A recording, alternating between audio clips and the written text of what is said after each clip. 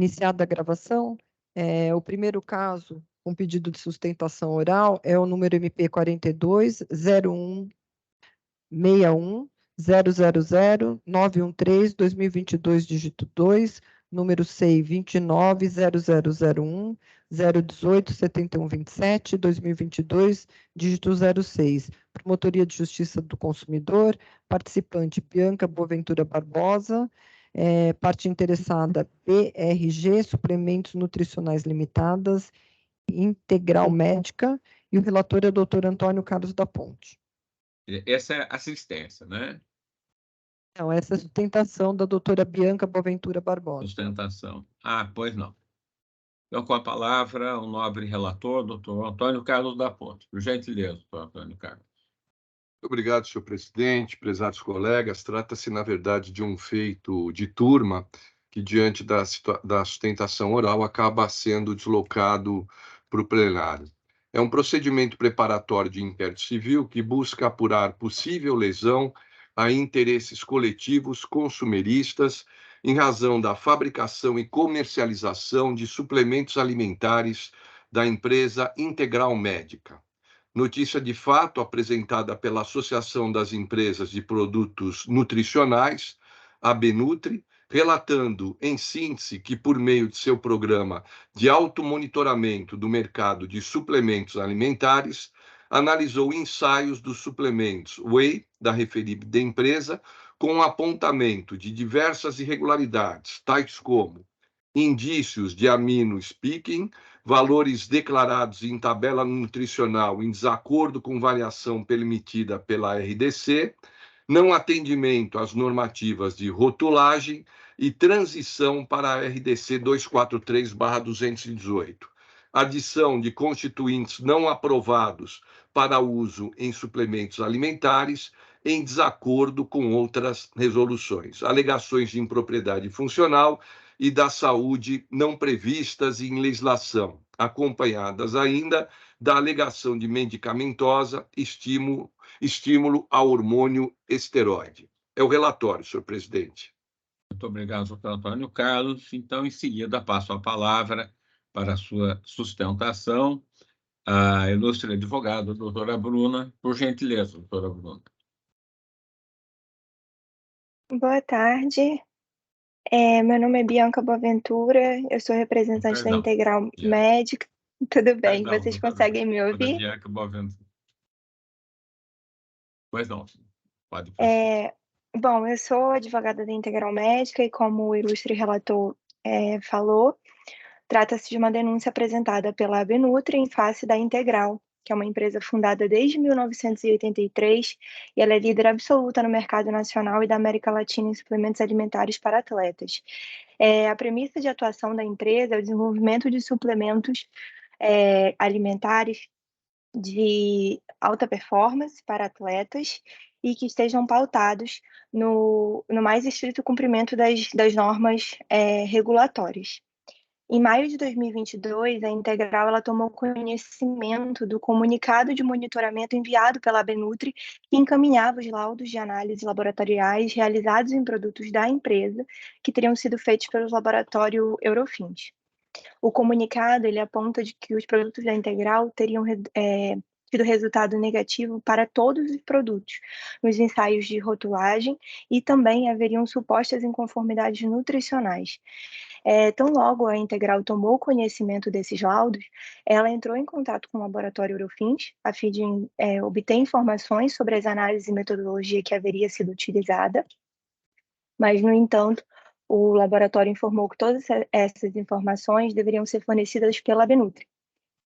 Como demonstrado nos autos, através do parecer do Dr. Marcos que foi juntado, foi possível verificar que os relatórios que foram elaborados pelo Eurofins contemplam graves equívocos que levam à insubsistência dos resultados que foram obtidos.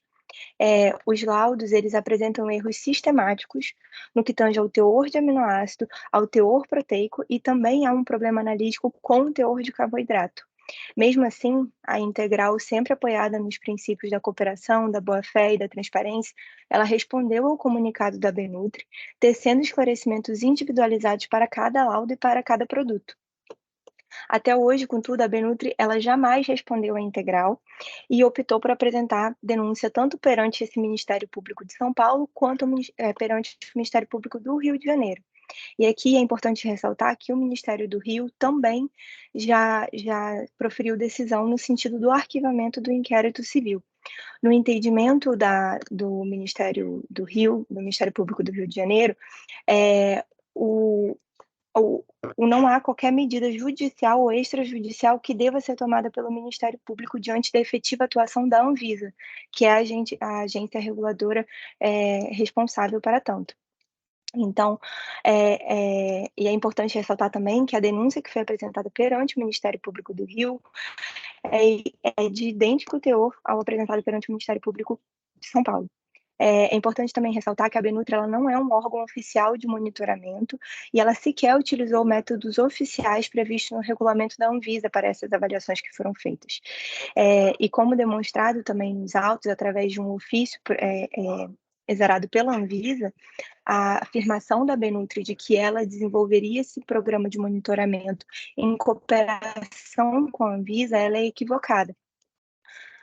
A Benutri, na verdade, ela se utiliza dessa presente denúncia tão somente para tentar valer-se do Ministério Público como instrumento das suas manobras comerciais para validar estratégias que têm viés exclusivamente mercadológico.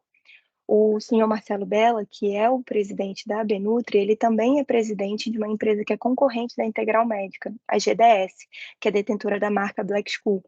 E como tal, ele utiliza dessas denúncias feitas em nome da associação para abalar a respeitabilidade e a projeção da empresa, no caso da Integral. Tanto é assim que em agosto de 2022 a Benutri publicou no site dela somente aqueles que seriam os resultados das análises de proteína. No entanto, somente os resultados dos produtos da Integral que foram divulgados no site dela. Nesse cenário, a Integral ingressou com uma ação solicitando a imediata retirada da divulgação dos resultados das análises do site da Benutri, e o juiz da 4ª Vara Civil do TJ de São Paulo deferiu a tutela de urgência pretendida.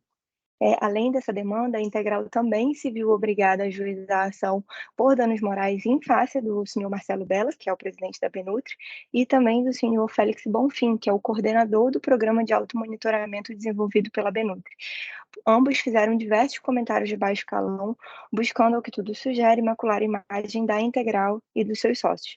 Na ação, em face do senhor Félix, que é o coordenador do projeto da Benutri, inclusive já houve sentença de procedência.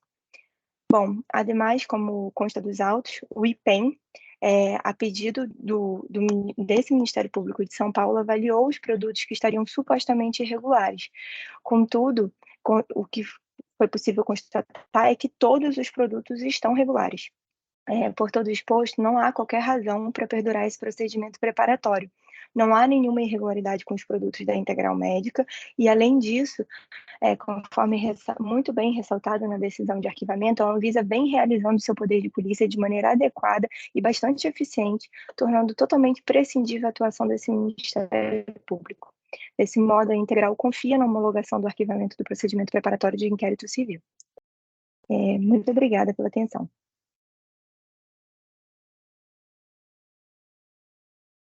Muito obrigado, doutora Bianca. Eu devolvo a palavra ao nobre relator, doutor Antônio Carlos da Ponte, por gentileza.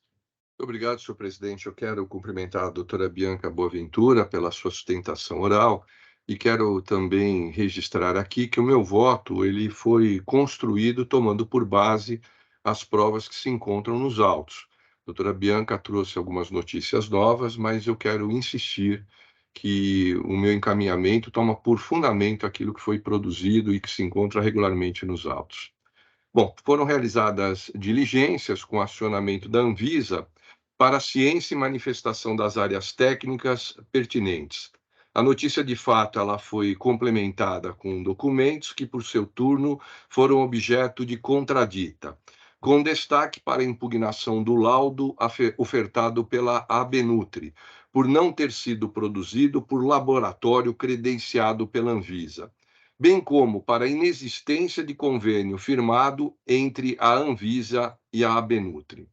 Na sequência, com esclarecimentos da Anvisa sobre a condução dos programas nacionais de monitoramento de alimentos, sobrevieram os ensaios laboratoriais dos produtos questionados pela associação por parte do IPEM de São Paulo, com aprovação de todos os itens e produtos periciados, concluindo pela adequação dos produtos, o que afasta, até o momento, a suspeita de risco à saúde da coletividade consumerista. Diante do exposto, ausentes indícios de omissões relacionadas aos órgãos regulatórios e de controle no efetivo exercício do poder de polícia, eu concluo que a falta de justa causa para o prosseguimento do feito, que é caso de incidência da aplicação da súmula 32 deste Conselho Superior, e, consequentemente, eu homologo, o meu voto é pela homologação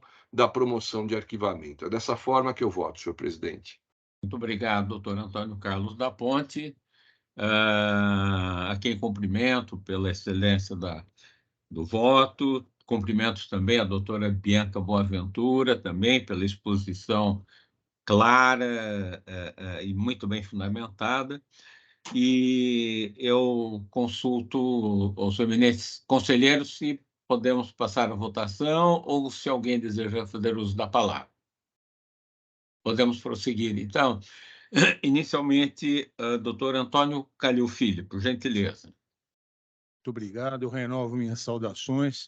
Cumprimento também a ilustre advogada, a doutora Bianca Boaventura, pela clareza da exposição, pela objetividade, e voto nos exatos termos do excelente voto do relator. Muito obrigado. Por gentileza, o nobre conselheiro, doutor Jurandir Norberto Marsura.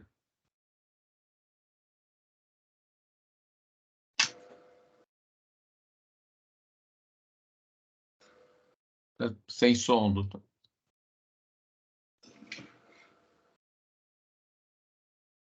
Eu também acompanho o voto do relator. Muito obrigado, doutor Jurandir. Por gentileza, a nobre conselheira, doutora Tatiana Vigiane Bicudo. Por gentileza. Eu também cumprimento a nobre advogada pela exposição e cumprimento o relator pela excelência do voto, o qual eu acompanho. Muito obrigado, doutora Tatiana. Doutor José Carlos Mascari Bonilha. Por gentileza, nobre conselheiro Bonilha. Obrigado, senhor presidente, pela concessão da palavra. Eu saúdo e parabenizo a doutora Bianca Boaventura por sua sustentação oral apresentada nesta ocasião e cumprimento em especial o nobre relator, conselheiro Antônio Carlos da Ponte, pela excelência do seu voto, que acompanho integralmente. Muito obrigado, doutor Bonilha. Em seguida, o nobre conselheiro, doutor Saad Maslum. Por gentileza, doutor Saad. Muito obrigado. Eu quero, primeiramente, cumprimentar a nobre advogada, a doutora Bianca Boaventura, pela objetividade da exposição, e quero cumprimentar também o eminente conselheiro, doutor Antônio Carlos da Ponte, pela excelência do voto, que eu acompanho. Muito obrigado. Muito obrigado, doutor Saad. Em seguida, o nobre conselheiro, doutor Pedro de Jesus Giuliotti. Por gentileza, doutor Giuliotti. Obrigado, senhor presidente. Parabenizo a doutora defensora pela manifestação e acompanho o excelente voto do relator. Muito obrigado, doutor Giuliotti. Eu também acompanho o voto do doutor Antônio Carlos da Ponte e, portanto, por unanimidade, foi aprovado o voto do nobre relator. Agradecendo a presença da ilustre advogada. Doutora Tatiana, o próximo... Muito obrigada. Boa tarde. O próximo caso, também pedido de sustentação oral, é o número MP 430304 0000-118/2023, dígito 0, número SEI 290001 0162716 2022, dígito 85. É da Promotoria de Justiça de Itatiba. O participante é o Dr. Marcelo da Costa Maciel Lopes, parte interessado próprio, e relator Dr. Saad Maslum. Muito obrigado, doutora Tatiana. Então, passo a palavra ao nobre relator, doutor Antônio Carlos. Perdão, doutor Saad Mazlum. Doutor Saad Mazlum, perdão. Saad Mazlum. Perdão, doutor Saad. Por gentileza. Imagina, obrigado, doutor João. Trata-se de recurso interposto em face do indeferimento de representação formulada por Marcelo da Costa Maciel Lopes, buscando providência a respeito da supressão das palmeiras existentes no mercado, então existentes no mercado municipal de Itatiba. A digna Promotoria de Justiça realizou diligências preliminares e, com as respostas, decidiu pelo indeferimento da notícia de fato. Razões de recurso foram apresentadas tempestivamente pelo doutor Marcelo. Alega o recorrente, em resumo, que o Ministério Público de Itatiba deveria investigar a remoção das palmeiras no mercado municipal local. Segundo ele, os fatos apresentados jamais poderiam ser arquivados e sim apurados, visto que há a descrição da violação por parte da administração pública ao direito urbanístico. O recorrente ainda argumenta que o procedimento de remoção das palmeiras atropelou o clamor público e as imagens da remoção são dantescas e beiram ao extermínio da espécie. Além disso, alega que o Ministério Público deveria ter levado em consideração o abaixo-assinado digital apresentado como prova, além das notícias e clamor. O recurso também destaca que as regras de arquivamento de notícia de fato apresentadas ao Ministério Público, no presente caso, deixaram de seguir o contido na resolução aspas 007/2019 CPJ, fecha aspas. A respeitável decisão foi mantida, remetendo-se os autos a este colegiado. É o relatório. Muito obrigado, doutor Saad Mazlum. Em seguida, eu passo a palavra ao ilustre advogado, doutor Marcelo da Costa Maciel Lopes. Por gentileza, doutor Marcelo. Boa tarde, excelências, excelentíssimos senhores procuradores de justiça. Eu representei no Ministério Público e também eu estou representando a comunidade de Itatiba nesse abaixo-assinado que é digital e faz prova nos autos. Antes de mais nada, eu só queria apontar um pequeno errinho que foi citado nessa resolução. Eu queria dizer que é a resolução 23/2017 do CNJ sobre as questões de arquivamento. Elas são importantes porque existe um parágrafo, que é o parágrafo 5º, deixa eu ver se eu consigo pegar aqui na resolução, é o parágrafo 5º dessa resolução, que diz que qualquer pessoa do povo poderia contribuir com o Ministério Público para as provas. Foi informado no Ministério Público que a administração ela estava fugindo um pouco da veracidade, que uma das últimas postagens nesse abaixo-assinado é que essa palmeira ela abrigava moradores de rua em razão dela ser climatizante no clima, e ela era um cartão postal. Foi procurado o secretário da administração e ele justificou que a remoção era para simplesmente questões de letreiro, mas no fundo eram outras questões que devem ser investigadas.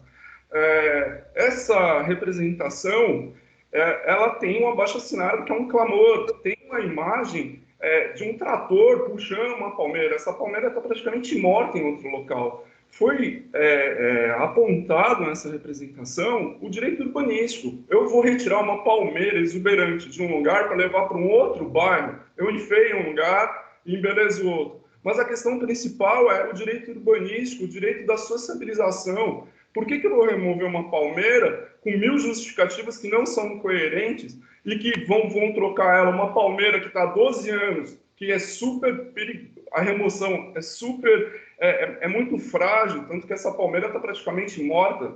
O abaixo-assinado está apontando que a palmeira está secando. 2 meses depois, já deu tempo dela ter uma certa revigorar. E não vai acontecer isso. Mas o mais importante por que encerrou esse procedimento se eu tenho um clamor público, um mercado municipal, um cartão postal? As pessoas estavam querendo que o prefeito não fizesse isso, escutasse, porque é um direito urbanístico. A gente mora no lugar. Agora, a questão de pessoas de rua que usavam a palmeira para dormir, para ficar abrigada das intempéries, do sol, ela é verídica, é um fato.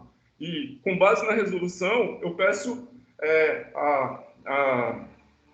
o não arquivamento, a reconsideração para que isso seja apurado, porque é muito grave. Os senhores estão em São Paulo, e hoje os jornais estão noticiando que está existindo um verdadeiro ataque contra o povo de rua. Pode ter as barracas de noite, mas de dia a prefeitura recolhe. Todas as cidades têm problema. Só que eu gostaria que o Ministério Público olhasse esse caso com atenção, porque não é uma simples palmeira, são várias palmeiras, 12 anos no local, um cartão postal, informações que povo de rua estão sendo prejudicados, uma imagem dantesca de um trator removendo uma palmeira que mata, não tem profissionalismo, as pessoas assinando abaixo-assinado. Então, eu invoco a Resolução 23 de 2017 para que esse caso não seja arquivado. Eu peço a compreensão e eu agradeço a oportunidade de estar em nome das pessoas que assinaram abaixo-assinado para falar para o Conselho do Ministério Público que precisamos apurar essa realidade dessa remoção, porque o direito urbanístico foi privado o bairro por uma questão de uma remoção de alguém que acha que pode atropelar um abaixo-assinado, que pode fazer tudo. Então, eu peço a aplicação da Resolução 23 de 2017 no parágrafo 5º, porque eu estava trazendo provas para o Ministério Público averiguar. Eu encerro minha participação e desde já eu agradeço. Muito obrigado, doutor Marcelo Lopes. Eu devolvo a palavra ao eminente relator, doutor Saad Maslum. Por gentileza, doutor Saad. Muito obrigado, senhor presidente. Eu quero primeiramente parabenizar o advogado, doutor Marcelo Lopes, pela excelente sustentação. Prestei bastante atenção nos seus argumentos, nas suas razões de recurso. Eu trouxe já o voto pronto, ouvi a sua manifestação agora aqui, todavia eu mantenho o meu voto. Eu vou fazer a leitura dele. O recurso não merece provimento. As informações juntadas aos autos revelam-se suficientes para apreciação da notícia de fato, especialmente a documentação apresentada pela Municipalidade de Itatiba, indicando ausência de justa causa para instauração de investigação por meio de inquérito civil. A Prefeitura Municipal de Itatiba foi oficiada e respondeu que não houve supressão, mas um acidente que destruiu uma palmeira durante o procedimento para transplante de 2 palmeiras azuis existentes no mercado municipal. Conforme bem destacado no respeitável despacho de sustentação do promotor de justiça, ao contrário do exposto pelo recorrente, não houve violação aos direitos urbanísticos e ambientais. Conforme demonstrado nos autos, ocorreu um acidente causando a supressão de uma das palmeiras. Esse fato não foi afastado pelo representante, não sendo possível apontar que a administração pública simplesmente arrancou sem qualquer cautela a palmeira do local. Houve um acidente, isso é fato, afastando, portanto, o suposto dano ambiental. Ademais, conforme também informado, já havia um estudo para o transplante das 2 palmeiras azuis, conforme documentos juntados aos autos. Tem um documento aqui juntado aos autos da Prefeitura Municipal, em que demonstrava toda a técnica para fazer a remoção dessas palmeiras. Uma delas se chama sangria. Essa sangria, ela levou 4 meses para ser feita, sem qualquer oposição, sem nada. Ou seja, depois de 4 meses é que se deu início ao transplante das palmeiras.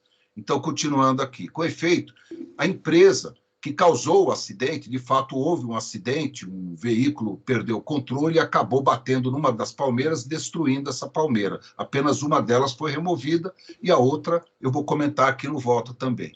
Com efeito, a empresa que causou o acidente irá restituir um novo exemplar da palmeira destruída.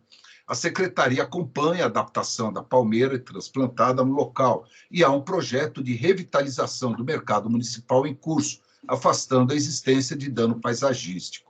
Em suma, não se vislumbra ilegalidade ou dano ambiental a ser reparado, mostrando-se correta a decisão de indeferimento, decisão, aliás, que atende a todos os requisitos legais. Portanto, não há razão para a adoção de outras providências e o presente expediente merece, de fato, ser arquivado.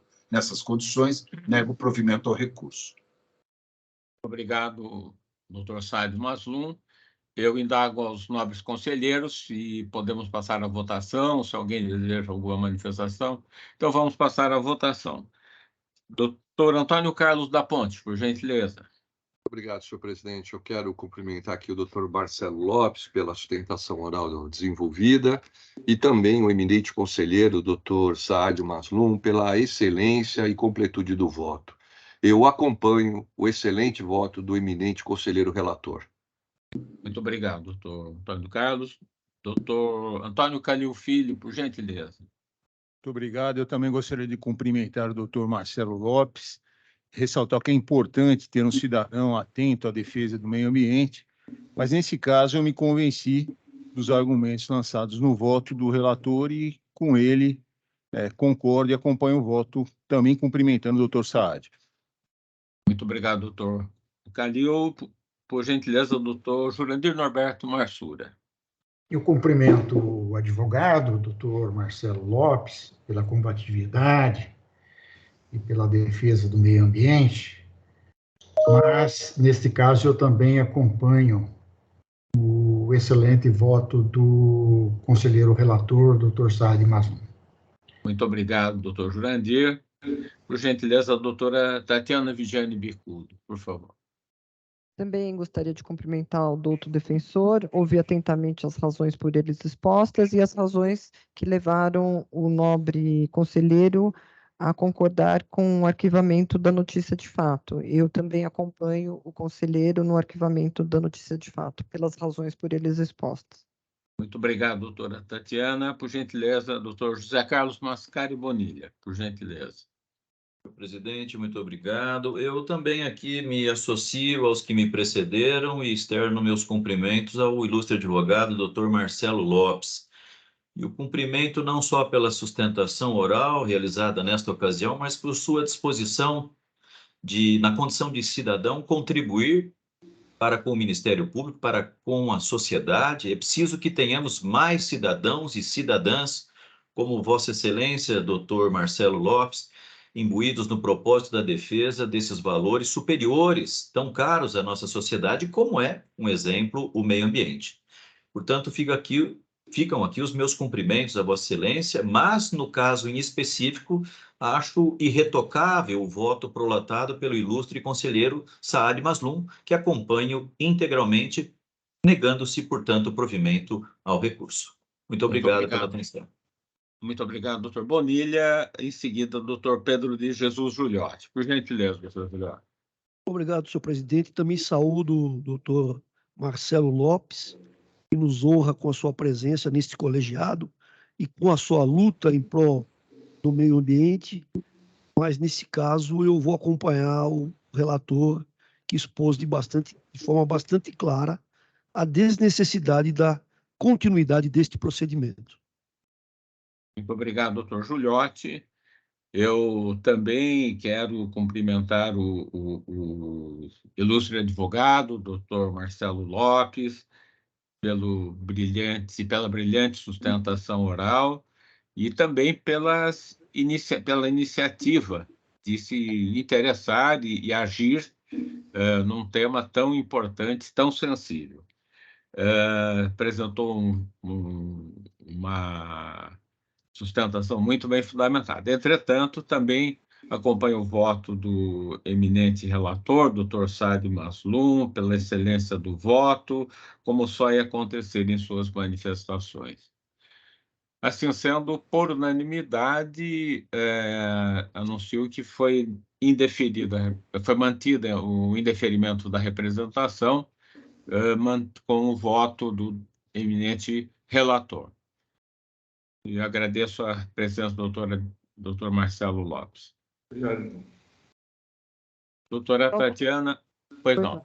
Próximo caso é o número MP 430695 0000938/2022, dígito 3, Promotoria de Justiça do Patrimônio Público e Social, recurso contra o indeferimento de notícia de fato, participantes Bruno Landini Carvalho e Aitan Canuto Cossenza Portela, ambos advogados. Parte interessada, CTEEP, Companhia de Transmissão de Energia Elétrica de São Paulo. Relator é o doutor Antônio Carlos da Ponte. Muito obrigado, doutora Tatiana. Então, passo a palavra ao eminente relator, doutor Antônio Carlos da Ponte. Por gentileza, doutor Antônio Carlos. Obrigado, senhor presidente. Cuida o presente expediente de recurso interposto pelo Sindicato dos Trabalhadores nas Indústrias de Energia Elétrica de Campinas, Sinergia, e outros contra a respeitável decisão da primeira Promotoria de Justiça do Patrimônio Público e Social da capital, que não identificou o ato de improbidade administrativa na retirada do patrocínio de planos fechados de previdência complementar patrocinados por empresas estatizadas do setor elétrico. Sustentam os recorrentes que a medida adotada atinge indiretamente o patrimônio público, além de violar direitos coletivos. Pugnam, ao final, pela instauração de inquérito civil para acabar a apuração dos fatos e posterior propositura da competente ação de improbidade administrativa. O recurso foi regularmente processado e mantida a respeitável decisão impugnada. É o relatório do necessário. Muito obrigado, doutor Antônio Carlos da Ponte. Por gentileza, o ilustre advogado, doutor Bruno Landini Carvalho, para sua sustentação. Obrigado, nobres conselheiros, boa tarde. Nós tomamos ciência desse julgamento no final do dia de ontem e eu venho aqui defender a manutenção da decisão já proferida de arquivamento. Então, vou ser extremamente objetivo até em razão deste contexto. Eu represento a CETEP, é uma das empresas transmissoras de energia, do setor de energia, e efetivamente trata da questão da desestatização à época, em décadas atrás, e esses sindicatos já propuseram, inclusive, uma ação judicial a respeito do tema. Creio que aqui seja para corroborar um pouco da tese que eles lá defendem, mas a gente entende pela manutenção e acerto da decisão, porque não há caráter público, não há um caráter coletivo e certamente não há dano, nem por exercício de imaginação no caso concreto. Especificamente tratando da CETEP, o que eles argumentam é que, à época da desestatização, a empresa teria ganhado um desconto para que mantivesse esse plano, o chamado plano PISAC, aqui no caso, frente aos seus beneficiários, e que a retirada desse plano causaria um dano ao erário por não ter, à época concedido um desconto no valor das ações, enfim. A gente provou na nossa manifestação, bem na verdade, que não houve desconto para começar. Houve, na verdade, um ágio e não um deságio. Como bem colocado na decisão que já foi proferida, a retirada do plano de previdência complementar privada é uma prerrogativa legal, está na Lei Complementar 109, são 2 artigos específicos quanto a isso, é facultativo. O contrato administrativo e o edital de leilão, que são usados para dar esse caráter público, eles nunca afirmam que tem que ser mantido um plano idêntico, não é o plano PISAP, é um plano compatível, e nós também tivemos o cuidado de expor que, na verdade, vai melhorar a vida de absolutamente todas as pessoas, até porque o plano que lá há décadas era um, hoje a economia é outra, para uma informação aos nobres conselheiros, o plano sobrevivia muito com investimentos pelo IGP e hoje não há papéis nesse sentido, então a gente está apurando um prejuízo de R$700 milhões ano para a companhia e isso obviamente deságua nos beneficiários desse plano e a mudança se dá de forma justificada exatamente para isso, para manter a compatibilidade e a saúde financeira. Mas vejam o caráter privado da deliberação. Os sindicatos, nós já falamos isso na ação judicial, eles representam perto de 50 pessoas ali sendo representadas, por assim dizer, numa esfera de 4.000 beneficiários do plano. Mesmo esses 50 são em subplanos diversos, com características diversas, e todos eles serão absolutamente remunerados. A gente está falando aqui de benefícios de 500 mil a 5 milhões de reais de imediato para cada uma dessas pessoas, se elas não desejarem partir para o outro plano que foi apresentado. E mais importante, como dito na decisão já proferida, isso ainda sequer foi homologado a saída do plano. Existe a Previc, que é o órgão especializado e competente para fazer essa análise, ele sequer fez a análise, então sequer sabemos se haverá retirada do plano. Então, a gente entende que é uma notícia que não é pertinente ao essencial, obviamente, trabalho do Ministério Público. Não entendemos que há um caráter coletivo ou algo nesse sentido. Inclusive, várias das empresas listadas sequer trocaram de plano, o que nos denota um caráter de combatividade com a questão para ser utilizado em outras frentes, com o máximo respeito, obviamente.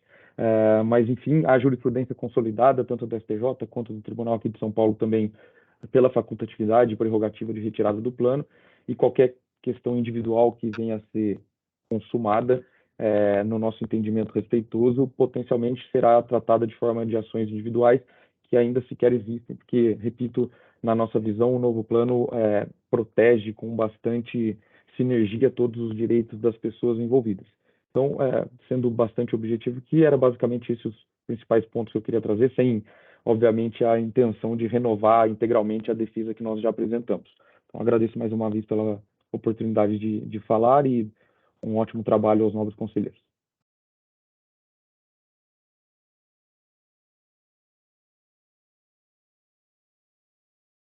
Está sem som, doutor João.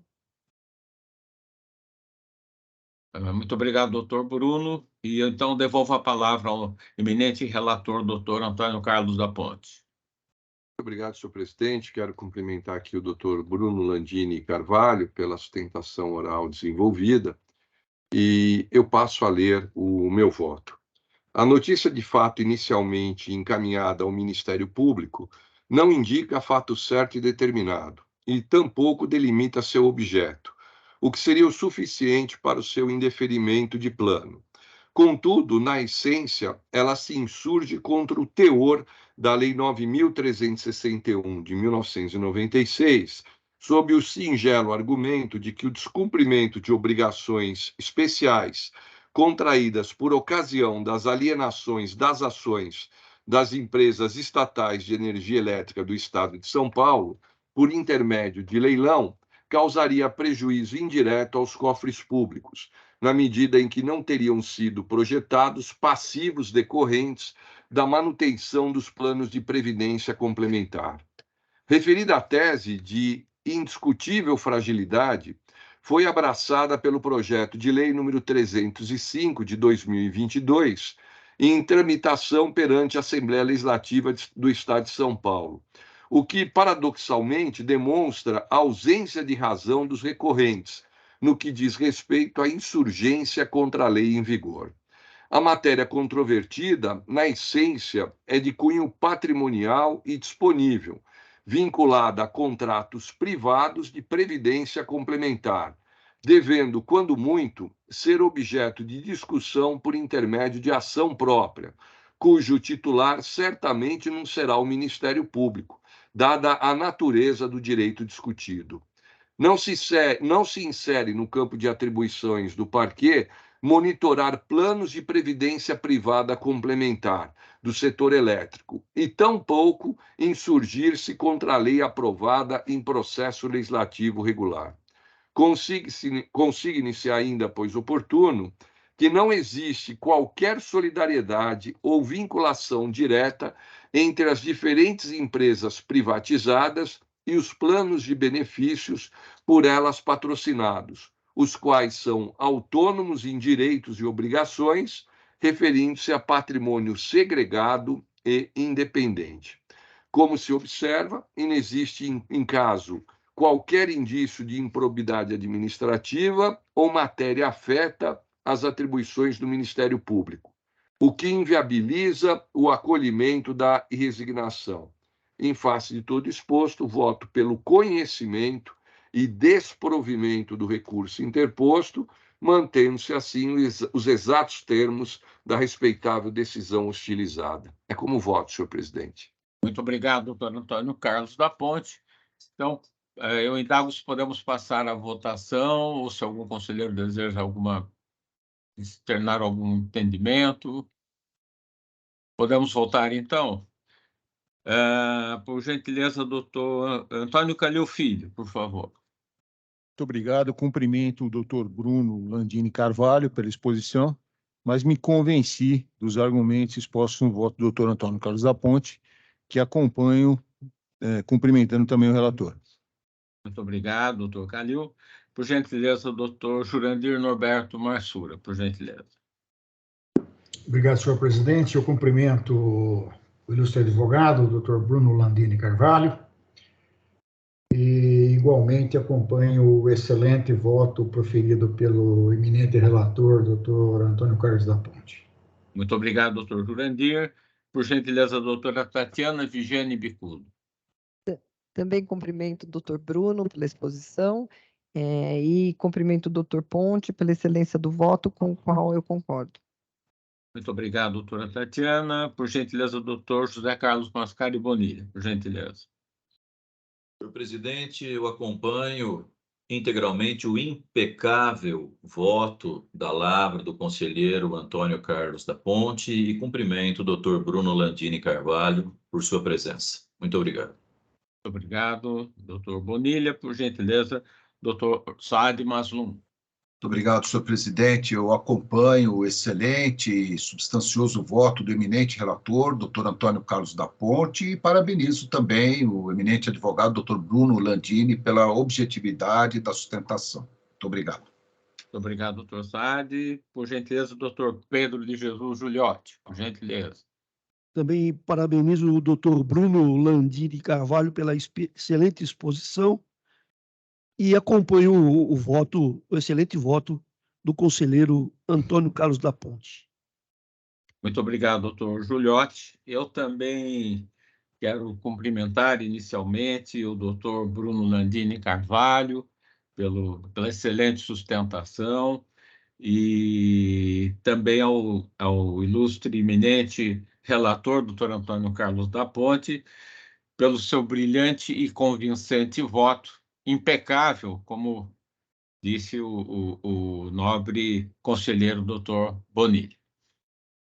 Então, dessa forma, por unanimidade, foi aprovado o voto do doutor Antônio Carlos da Ponte, negando provimento ao recurso. Agradeço a presença do doutor Bruno. Obrigado. Boa tarde. Boa tarde. A seguir é um pedido de assistência. Pois não. O número MP é o 14.0426.000.2952, 2020, dígito 5, número SEI 29.0001, 018.7127, 2022, dígito 06, Promotoria de Justiça de Santos, participante Felipe Maia de Fázio, parte interessada Coab, Companhia de Habitação da Baixada Santista, o relator é o doutor Antônio Carlos da Ponte. Muito obrigado, doutora Tatiana. Então, passo a palavra ao eminente relator, doutor Antônio Carlos da Ponte. Por gentileza. Muito obrigado, senhor presidente. Aqui não haverá sustentação oral, é só acompanhamento, é isso, né? Sim. Perfeito, perfeito. É um inquérito, trata-se de inquérito civil que busca apurar eventuais irregularidades no âmbito da Companhia de Habitação da Baixada Santista, Coab. Notícia de suposto pagamento indevido de horas extras ao servidor Marcelo Adelino Jorge no ano de 2019. Foram realizadas diligências, justificativas apresentadas pela administração, defendendo a legalidade dos atos. O arquivamento foi fundamentado na falta de elementos suficientes para a conclusão acerca da ocorrência de dano ao erário ou má-fé na conduta dos envolvidos. Foi realizada a perícia pelo CAEX, cuja conclusão foi de que os valores apurados do acordo com as horas, que os valores apurados de acordo com as horas extras, cujo pagamento foi autorizado correspondente ao valor efetivamente trabalhado, conforme consignado nas fichas financeiras, considerando inclusive o reflexo das horas extras no DSR. Carência de indicativos da prática de algum ato de improbidade administrativa, desnecessidade de intervenção do Ministério Público nesse momento, promoção de arquivamento mantida por seus próprios fundamentos, motivo pelo qual o meu voto é no sentido da homologação da promoção de arquivamento, senhor presidente. Muito obrigado, doutor Antônio Carlos da Ponte. Podemos passar à votação. Por gentileza, doutor Antônio Calil Filho. Voto com o relator. Obrigado. Por gentileza, doutor Jurandir Norberto Marsura.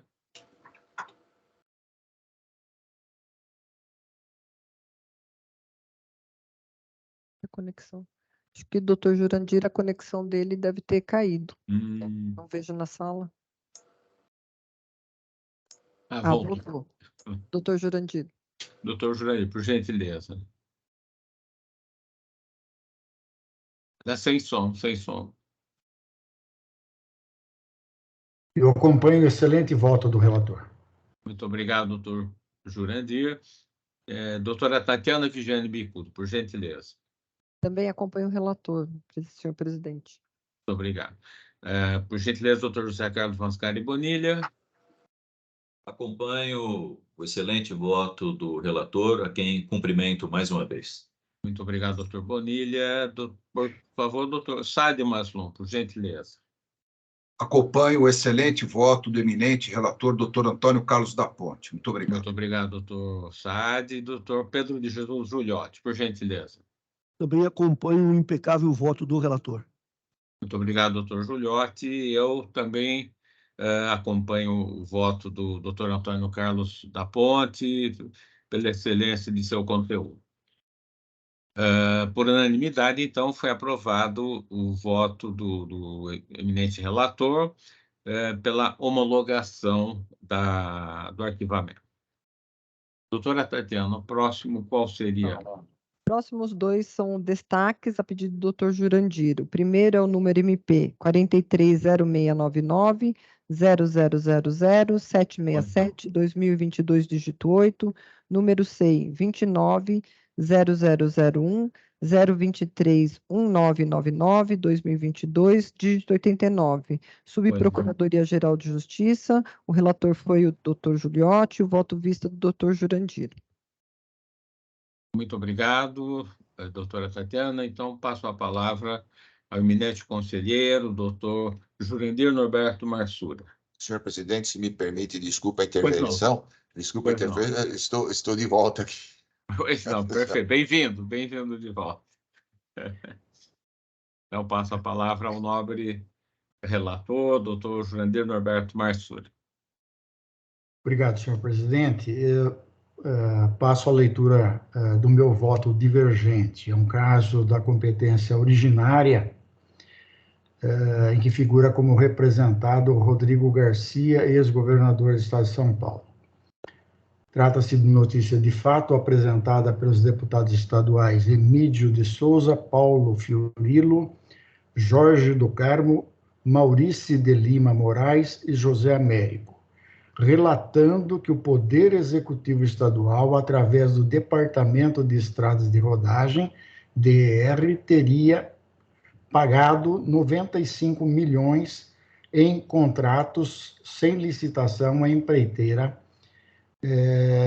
Rep Engenharia e Serviços, de propriedade de Rudolf Terzian, que desde 2019 é gerente da Companhia de Engenharia de Tráfego, CET, indicado político de Milton Leite, presidente da Câmara Municipal de São Paulo. A representação foi indeferida pelo senhor Procurador-Geral de Justiça sob os seguintes fundamentos, aspas. Na documentação obtida, verifica-se que os atos questionados não foram praticados pelo governador do estado, senão por agentes da autarquia estadual, DR, ente descentralizado, com personalidade jurídica e patrimônio próprios, possuindo capacidade de autodeterminação, o que lhe confere poderes para realizar contratações sem prejuízo de análise pela Controladoria Geral do Estado, como consta das informações prestadas. Resposta 2, ofício 310/22. Destarte falta justa causa para a instalação da investigação em relação ao governador do Estado, que se situa no plexo de atribuições originárias do Procurador-Geral de Justiça. Diante do exposto, ausente justa causa para a instauração de inquérito civil, indefiro a representação e determino a remessa de cópia dos autos à Procuradoria de Justiça do Patrimônio Público e Social para análise de eventual responsabilidades de agentes do DR. Em sessão realizada em 14 de março do corrente ano de 2023, o ilustre conselheiro Pedro de Jesus Giuliotti votou pela não homologação do indeferimento, consignando o seguinte, aspas, a douta Procuradoria de Justiça concluiu, sem maiores diligências, que os atos não foram praticados pelo então governador do Estado, senão por agentes da autarquia estadual, DR, e determinou a remessa de cópia dos autos à Promotoria de Justiça do Patrimônio Público e Social para análise de eventual responsabilidade de agentes do DR. Entretanto, a investigação para apurar eventual responsabilidade de agentes do DR e também dos atos praticados por Rodrigo Garcia enquanto governador de Estado é de atribuição da Promotoria de Justiça do Patrimônio Público e Social da capital. Destarte, o ocupante de cargo público, mesmo que tenha cometido improbidade administrativa quando no desempenho de suas funções, cessado o exercício do cargo, perderá a prerrogativa da função e será processado de acordo com a regra de competência estabelecida para as pessoas em geral. O Supremo Tribunal Federal, em várias decisões, confirmou esse entendimento, A de 2797, J 16 de 5 de 2012.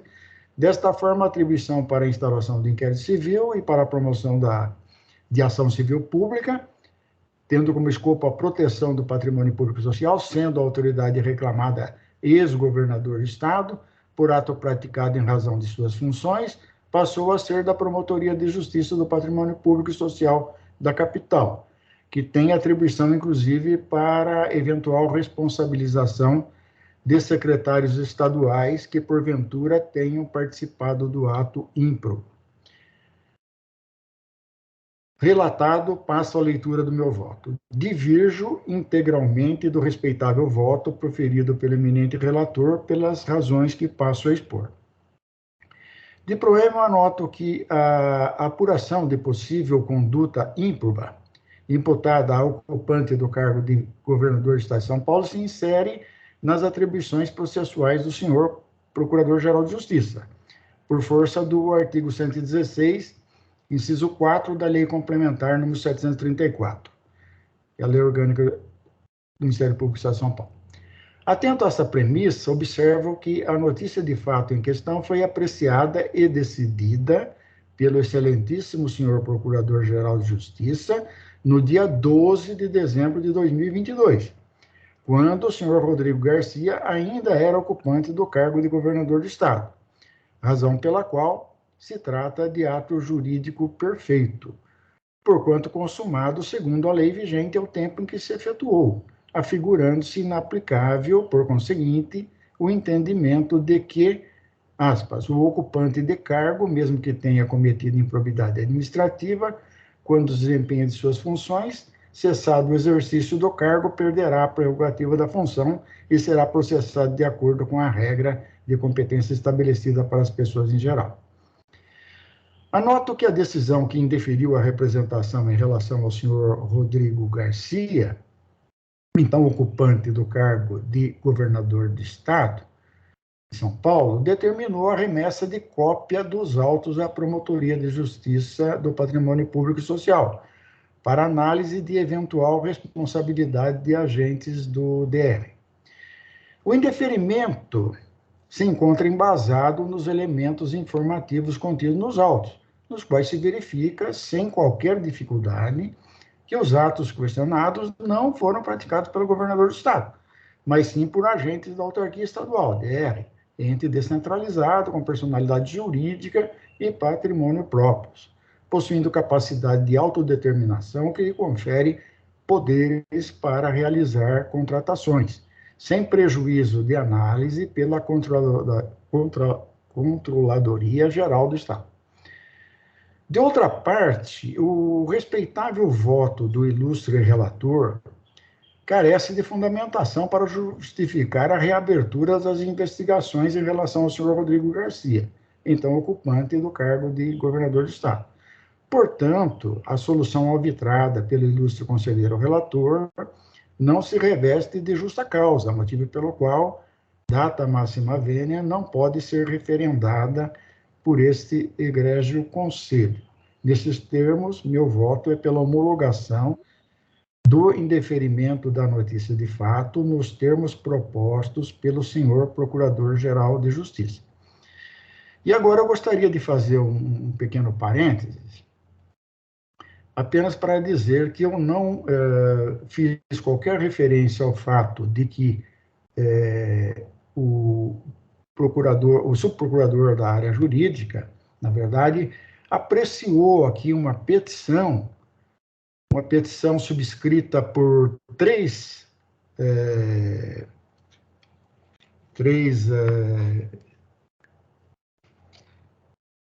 construtoras, que não figuram, pelo menos nessa notícia de fato, contra o governador, né? E essa petição, então, foi indeferida, foi mantido o despacho, né? E eu não achei relevante esse fato, por quê? Não houve recurso por parte dos representantes, a petição não foi subscrita pelos representantes, pelos deputados, a petição foi enviesada por três construtoras que sequer foram mencionadas na notícia de fato, objeto desse procedimento.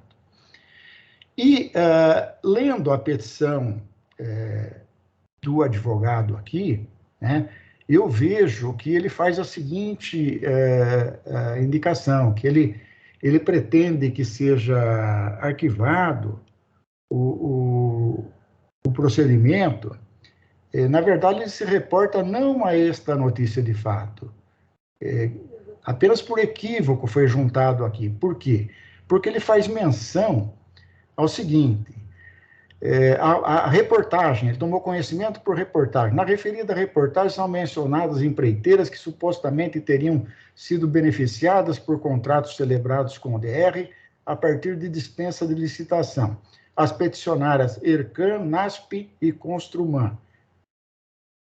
Também indica a matéria que, recentemente, esta douta promotoria teria decidido prorrogar o inquérito por pelo menos mais um ano, acrescentando que, aspas, encaminhou o pedido de informações à Corregedoria Geral da Administração, que também investiga supostas irregularidades no DR.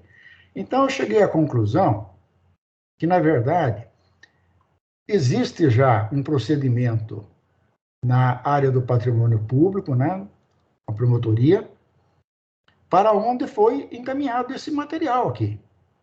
Então, não guarda qualquer relevância esse fato. Por essa razão, eu sequer mencionei no meu voto.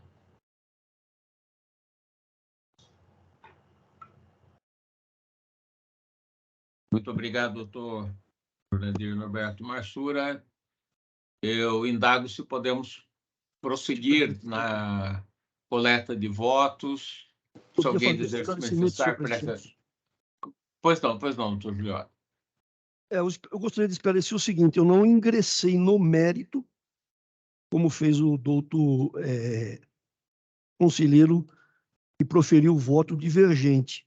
Por que eu não ingressei no mérito? Eu entendo que que o procurador-geral não tem atribuição para apurar a responsabilidade do governador. De fato, como o conselheiro proferiu, quando o procurador-geral decidiu, o investigado ainda era governador. Só que foram juntadas novas provas.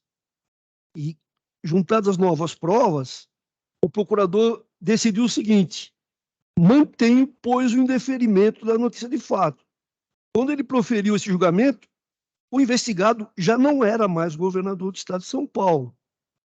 Então, ele ratificou a decisão anterior, após, no meu entender, a juntada de novas provas, no momento em que o investigado não mais era governador do estado. Então, a juntada de novas provas modificou a situação de fato.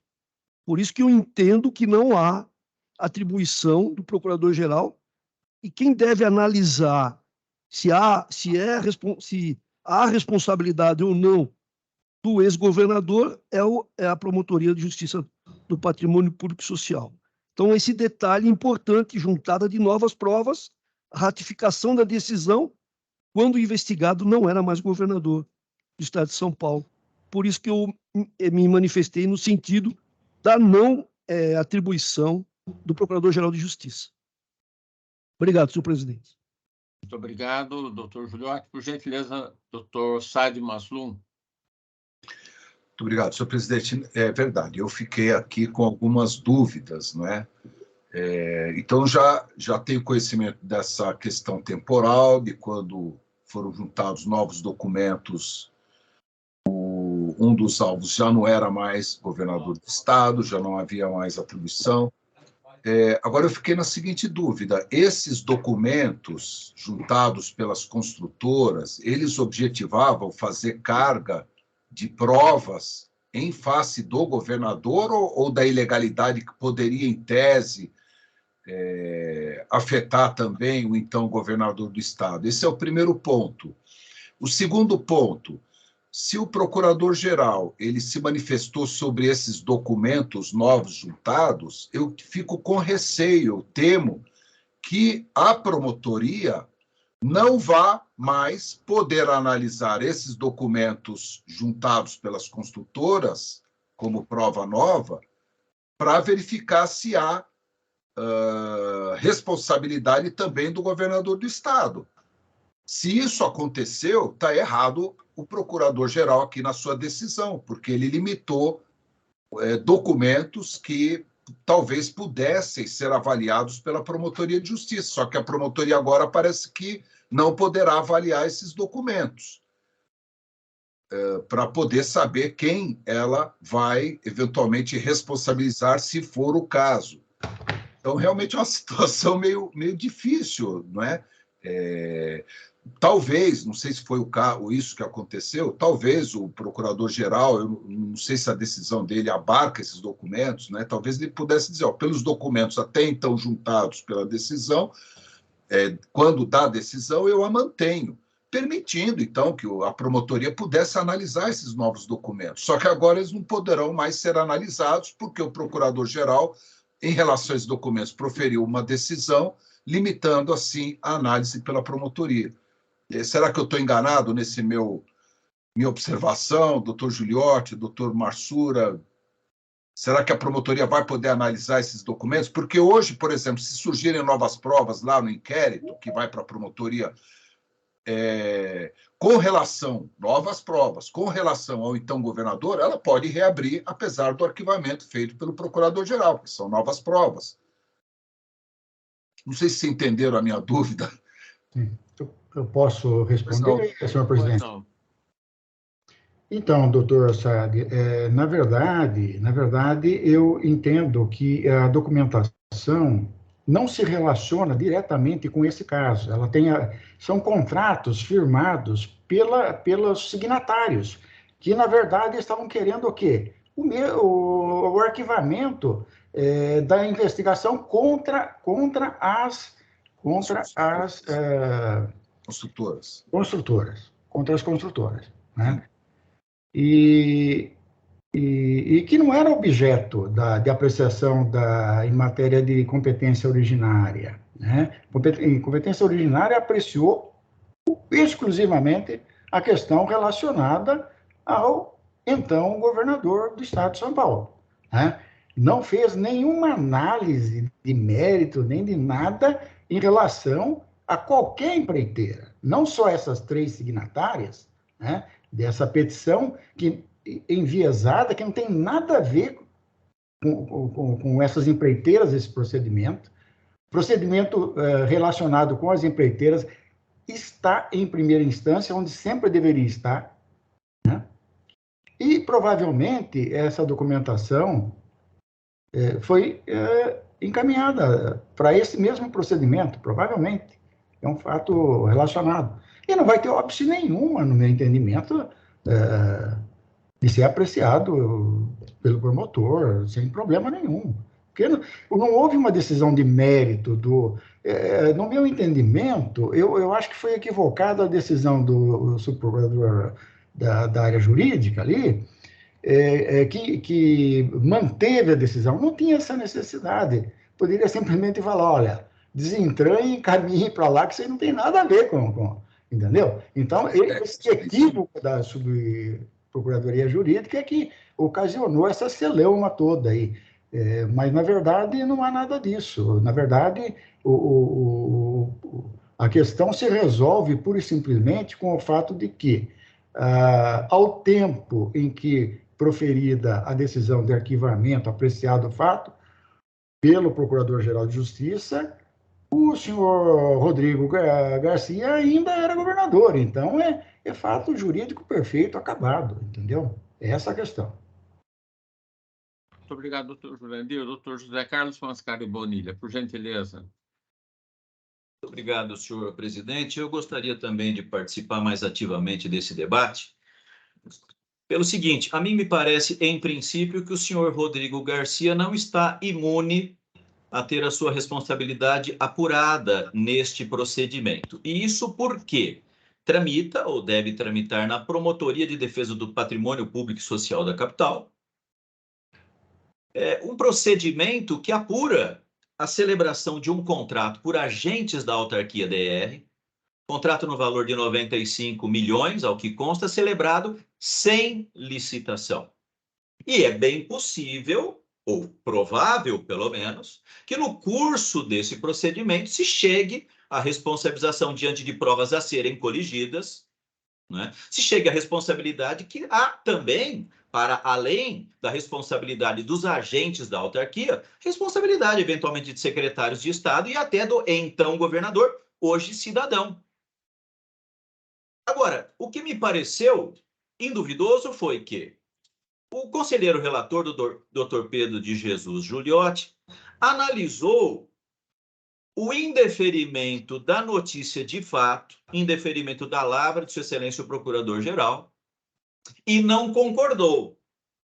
No primeiro momento, pelo fato de não ter sequer se investigado. Houve um indeferimento quase que de plano da notícia de fato, reconhecendo que não havia participação do então governador. No que diz respeito aos agentes da autarquia, foi determinada a remessa à Promotoria de Patrimônio Público e Social da capital.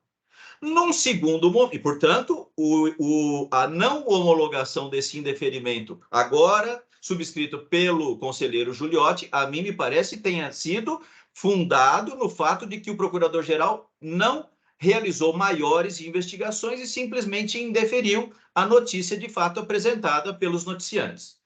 Muito bem. Depois disso, houve a juntada de documentos relacionados a essas construtoras, que o conselheiro Jurandir agora diz que eles não guardam propriamente conexidade com o objeto da decisão.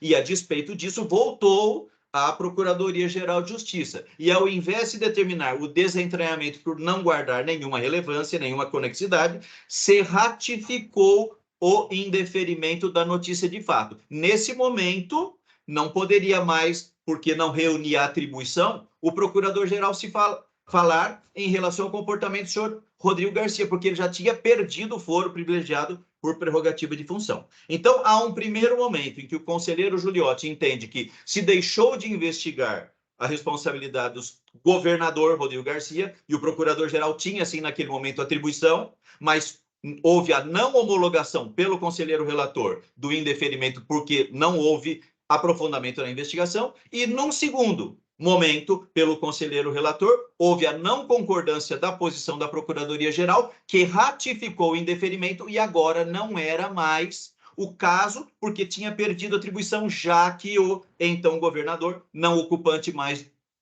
de nenhum cargo público, perdeu o foro privilegiado. Então, são duas situações e me parece, me corrija, doutor Pedro de Jesus Giuliotti, se eu estiver equivocado. São dois momentos em que Vossa Excelência não concordou com o posicionamento da Procuradoria-Geral de Justiça, né? Eu devolvo a palavra ao presidente e aguardo a oportunidade para a votação. Muito obrigado. Muito obrigado, doutor Bonilha. Passo a palavra ao nobre corregedor-geral, doutor Montaurício Guetti de Souza. Por gentileza, doutor Montaurício. Senhor presidente, senhor relator, senhor doutor Jurandir, autor do voto divergente, prezados colegas, eu queria apenas fazer algumas breves considerações. Ouvi aqui atentamente o voto, já havia visto o voto do doutor Gigliotti, o voto do doutor Jurandir, as considerações feitas aqui pelo doutor Bonilha, pelo doutor Saad. Eu penso, com a devida vênia, da seguinte forma: em primeiro lugar, a época em que a decisão do Procurador-Geral de Justiça foi lançada era de sua competência, era de sua atribuição lançá-la, né? Daí vieram empresas que não tinham nenhuma relação direta com o objeto anteriormente analisado pelo senhor Procurador-Geral e que tampouco reavivavam essa questão, questionando, em verdade, a remessa dos autos à Promotoria de Justiça do Patrimônio Público. Esse é o foco desse pedido revisional. E à luz desse fato, e efetivamente nesse aspecto, entendo com razão, isso não deveria ter sido, o doutor Júnior já disse, não deveria ter sido inserido no bojo da representação anteriormente indeferida, mas sim se transmitida diretamente à Promotoria do Patrimônio Público. O que eu vejo é o seguinte, quer dizer, o juízo revisional exercido pelo Procurador-Geral em nada alterou a decisão anterior em relação ao arquivamento da representação, ou a indeferimento da representação, quanto ao então governador do Estado. E, nesse sentido, né, o pedido revisional não tem uma natureza jurídica própria, não é um meio impugnativo, não é um modo de se alterar, ou pelo qual se altere ou se leve a uma revisão da decisão anterior. A partir do momento que, nesse juízo revisional, a decisão anterior foi mantida inteiramente íntegra, tal como lançada, aí, salvo o melhor juízo, em dezembro de 2022, é essa decisão que está sob a apreciação do Conselho, e não a nova. Então, a decisão que está sob apreciação de indeferimento é aquela oportuno tempo lançada pelo Procurador-Geral de Justiça no mês de dezembro. Não há aqui como se reabrir essa via por um pedido que é anômalo em termos procedimentais, que é um pedido de reconsideração. Segundo aspecto, esse pedido de reconsideração não está relacionado à responsabilidade do governador. Ou seja, as empresas não estão aqui querendo que se reveja ou se revisite a questão da responsabilidade do governador. O que elas querem, em verdade, é não prosseguir sendo investigadas pela Promotoria de Justiça do Patrimônio Público. Quer-me crer que é esse o objetivo. É evitar que contra si também continue a gravitar a representação ou a investigação, só que agora no âmbito de atribuições da Promotoria de Justiça do Patrimônio Público e Social. E isso, com a devida vênia, não tem absolutamente nada a ver com a decisão do senhor Procurador-Geral de Justiça, que indeferiu a representação nos idos de 2022, quando no exercício regular de suas atribuições. Um outro aspecto que eu gostaria também de enfatizar é da seguinte natureza. Quando as empresas vêm e questionam, ou desculpe, melhor que isso, né? Nós temos aí um ato, em tese, atribuído a uma autarquia, né? A autarquia tem personalidade jurídica própria, tem direção própria e autônoma em relação ao governo do Estado. Mutatis mutandis seria como nós responsabilizarmos o presidente da República por toda e qualquer questão íncita ao INSS, por exemplo. Todo e qualquer problema íncito ao INSS passaria a ser também, ou ainda que reflexamente no momento, de responsabilidade do presidente da República. E com a devida vênia não é essa a situação.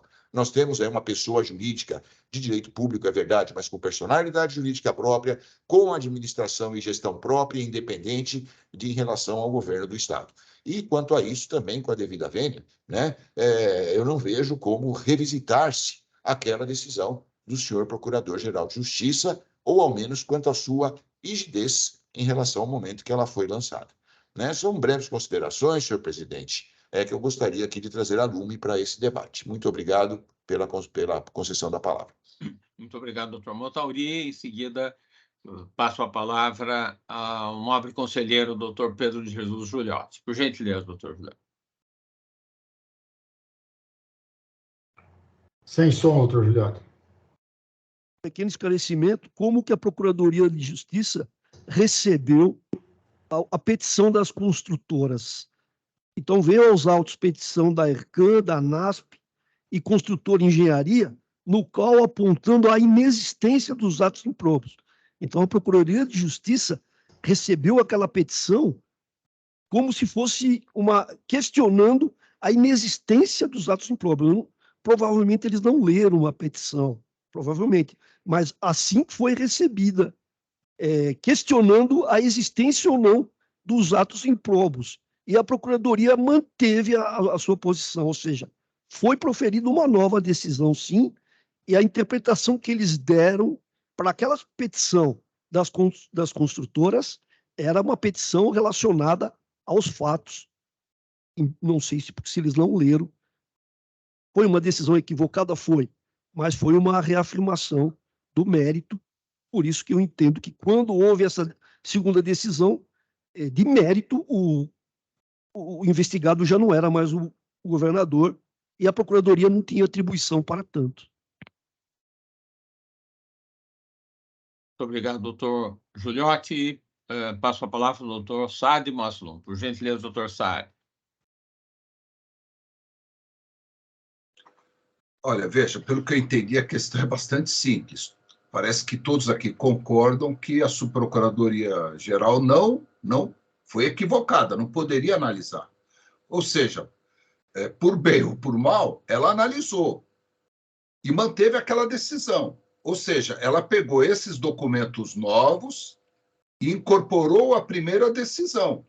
Ela suprimiu a promotoria de analisar esses documentos. E não cabe a nós, nem ao procurador-geral, porque ele não era mais governador, dizer se tinha alguma coisa a ver ou não tinha nada a ver. Quem tem que dizer isso é a promotoria.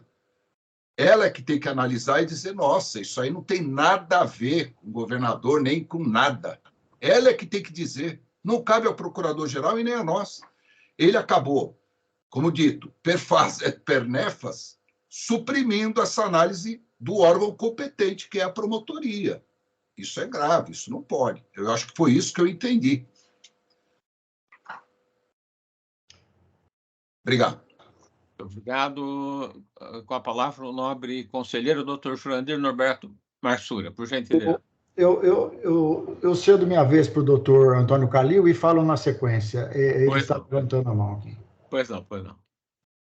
Pois não, doutor Antônio. A dúvida também é a seguinte: eu entendi o que o doutor Saad colocou, mas me parece que o arquivamento que foi feito pela Procuradoria-Geral em relação ao governador, por não existirem, ante os elementos que foram apresentados, indícios da participação do governador em eventual ato de improbidade, na verdade, não impedem uma eventual investigação futura. Por quê? Porque isso foi feito com base nos elementos que existem hoje. Voltando à promotoria do patrimônio público, se surgirem novos elementos em relação a qualquer um, me parece que poderá, sim, ser investigado até o ex-governador, hoje ex-governador. Então, não vejo na prática, salvo o melhor juízo, e os colegas me corrijam se eu estiver enganado, qual seria o prejuízo. Eu não acho que com essa decisão de homologação foi impedida uma eventual investigação no caso de surgirem novas provas até em relação ao ex-governador. Então, salvo o melhor juízo, embora talvez não devesse, eu não vi os documentos que foram juntados, mas confio na avaliação do doutor Jurandir, eu não vejo prejuízo no fato de retornar, e não acho que isso tenha coartado, tenha impedido uma eventual investigação na hipótese de surgirem novos elementos, porque os fatos foram analisados com os elementos que existem hoje, e aí não se anteviu nenhum ato de improbidade em relação ao governador. Nova investigação poderá fornecer outros elementos, e aí a situação muda. Então, essa é a ponderação que eu gostaria de fazer. Só para não perder o time, mas não poderá analisar estes últimos documentos. Esses documentos a promotoria não vai poder analisar, o que me parece um erro, o que não está certo. Caberia a ela analisar, porque ele não era mais governador. Note, doutor Calil, que a promotoria não vai poder analisar esses documentos novos juntados pela construtora, porque eles foram incorporados pela Procuradoria-Geral para dizer, não tem nada, inclusive nesses novos documentos, em relação ao governador. E não cabia ao Procurador-Geral falar sobre esses novos documentos. Note que ele suprimiu. Pode até surgir elementos novos, mas não esses que estão lá. Se o promotor olhar esses documentos que chegaram agora e falar, puxa vida, mas aqui tinha elementos contra o então governador, ela não poderá fazer nada, porque já houve arquivamento. Essa é a grande questão. Por gentileza, doutor Jurandir Norberto Marsura. Olha, eu, com a devida vênia, vou discordar do doutor Saad Maslum aí. Entendo que não há óbice nenhum para para que o promotor, na origem, aprecie esses documentos. Porque não houve apreciação de mérito em relação a esses documentos, mesmo que seja em relação ao governador, né? Muito menos em relação às empreiteiras, né? Não houve em relação às empreiteiras, porque elas não eram nem objeto de apreciação, né? A questão relacionada com as empreiteiras, né? E com relação ao ex-governador, também não tem nenhuma relação, até porque, veja bem, por que o ex-governador foi implicado nessa história?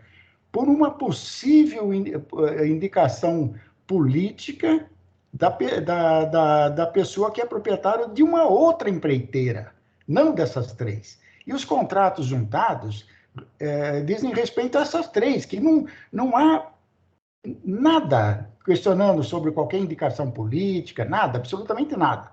Elas também, teoricamente, teriam também sido beneficiadas pela falta de licitação. A questão é essa, entendeu? Outra coisa, esse tal requerimento aí, fatídico requerimento aí, que introduziu esses contratos, né, que seriam novas provas aí, né? Na verdade, ela foi interessada, aqui, ó, vou ler, excelentíssimo senhor doutor promotor de justiça José Carlos Guilherme do Ministério Público do Estado de São Paulo. Então, tá vendo que ela está interessada ao promotor na origem, não tem nada a ver, entendeu? Realmente totalmente equivocada a decisão da Procuradoria-Geral Jurídica, né? Mas, enfim, eu acho que o doutor Motori colocou muito bem a questão quando diz o seguinte: o que está sendo objeto de apreciação aqui pelo Conselho não é essa decisão da Subprocuradoria Jurídica, é a decisão originária, sabe? Que decidiu realmente a questão. Porque essa outra aí apreciou uma petição que não tem nada a ver com o assunto, entendeu? Então, com a devida vênia, devido ao respeito, eu concordo desse entendimento. Eu acho que poderíamos passar a votação, então. Acho que o doutor José Carlos Pascal Bonilha ainda quer fazer uso da palavra, doutor Bonilha. Sim, Excelência. Eu gostaria pelo seguinte. Depois do indeferimento da notícia de fato, subscrito pelo Procurador-Geral, como disse o conselheiro Saad, se por faz ou por nefas, nós não sabemos, fato é que foram encartados documentos novos nos autos. Nesse ponto, eu quero divergir do que disse o nosso nobre corregedor. Isso não é um pedido revisional. O órgão revisor das decisões do Procurador-Geral é este colegiado aqui. Nem construtora, nem investigado, ninguém pode apresentar um pedido revisional. Houve um encaminhamento de uma documentação nova nos autos que rendeu ensejo, sim, a uma nova decisão, subscrita pelo Procurador-Geral de Justiça, claro, encampando as considerações da sua Subprocuradoria de Justiça Jurídica. E é em relação a essa segunda decisão que não é fruto de um pedido revisional endereçado a este Conselho Superior das decisões do Procurador-Geral, é em relação a essa segunda e equivocada decisão que nós estamos aqui. E aí, nesse particular, o senhor Rodrigo Garcia não mais era governador do estado, portanto, não poderia o Procurador-Geral tecer qualquer consideração a seu respeito. Houve dois momentos, dois marcos temporais. O primeiro, em que havia foro privilegiado por prerrogativa de função e justificava a atuação do Procurador-Geral, que indeferiu a notícia de fato e mandou para a Promotoria de Justiça do Patrimônio Público, porque, segundo consta, o presidente da CET era dono ou sócio de uma das construtoras implicadas, segundo eu pude compreender aqui, portanto, houve uma nomeação política, e isso pode estabelecer, agora, incursionando minimamente pelo mérito, pode estabelecer uma conexidade desse contrato com a figura do então procurador, do então governador do estado, e num segundo momento, quando ele não mais ostentava cargo público, o procurador-geral ainda assim reafirmou o indeferimento da notícia de fato. Portanto, eu encerro aqui a minha contribuição para o enriquecimento desse debate, já me encontro absolutamente habilitado para votar, o farei no momento oportuno, mas me parece que são, sim, dois momentos. Em ambos, o conselheiro relator optou por não homologar as duas decisões de indeferimento da Procuradoria-Geral de Justiça. Muito obrigado pela oportunidade de me manifestar e aguardo a oportunidade de votar. Muito obrigado, doutor Bonilha. Podemos passar à votação? Doutor Antônio Carlos da Ponte, por gentileza. Presidente, eu ouvi atentamente o voto lançado pelo doutor Jurandir Marsura, assim como os debates que foram aqui travados, mas eu gostaria de fazer algumas considerações, não é? Nós estamos diante de um feito em que o pedido de arquivamento ele foi lançado, não é? Por parte de Sua Excelência, o senhor Procurador-Geral de Justiça. A matéria foi apreciada pelo Conselho Superior. Houve o lançamento de um voto por parte do conselheiro Giuliotti, o que mostra que a matéria estava sob análise desse Conselho Superior. Nisso surge uma petição. E o correto seria que essa petição ela fosse submetida ao Conselho Superior, mesmo porque o recurso ainda estava. Não foi isso, doutor Jurandir? Não foi. Nós não estamos diante. Então, eu acho que eu entendi errado, porque o que eu entendi foi que houve a matéria foi trazida para cá, ou foi lançado o voto, depois de lançado o voto, veio uma petição. E essa petição ela é apreciada pelo subprocurador jurídico, não foi isso? Não. Ela foi lançada antes da decisão do doutor Giuliotti. Foi antes. Antes da primeira decisão? Tanto é que o doutor Giuliotti se baseia nela para... então foi antes da primeira decisão? No voto, o doutor Giuliotti não se refere expressamente a essa... Então... Mas poderia tê-lo feito. Não, perfeito. Então, ela foi lançada antes do voto do doutor Giuliotti. Sim. Bom, a partir do momento que ela foi lançada antes do voto do doutor Giuliotti... Antes de subir para o conselho. Perfeito. Então, a partir do momento que ela foi lançada antes do voto do doutor Giuliotti, me parece que aqui fica muito claro que ela não poderia ser mantida por parte do procurador-geral, mesmo porque o então governador Rodrigo Garcia, ele passou a condição de ex-governador do estado. E a matéria passa a ser da atribuição, da competência da Promotoria de Justiça do Patrimônio Público e Social, que deve analisar o tema como um todo.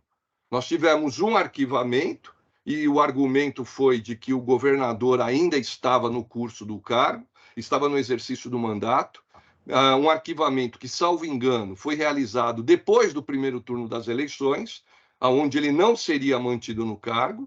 Há uma nova petição, e se ela tem pertinência ou não, e me parece que tem, ela não pode ser desconsiderada, e eu ouso aqui discordar do entendimento do eminente corregedor, doutor Montauri, a partir do momento que a matéria é apreciada pela Procuradoria-Geral, quando nós estamos diante de alguém que não ostenta mais a condição de governador do Estado, nós estamos subtraindo a matéria de competência da promotoria. Isso não pode ser realizado.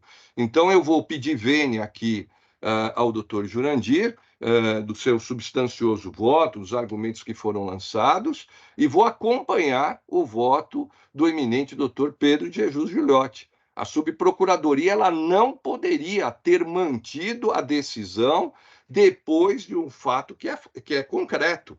O senhor Rodrigo Garcia não era mais governador do estado de São Paulo. Então, a matéria tem que ser apreciada como um todo. E mais do que isso, eu acho que aí vou de encontro ao que foi colocado pelo doutor Saad, pelo doutor Bonilha, a sociedade.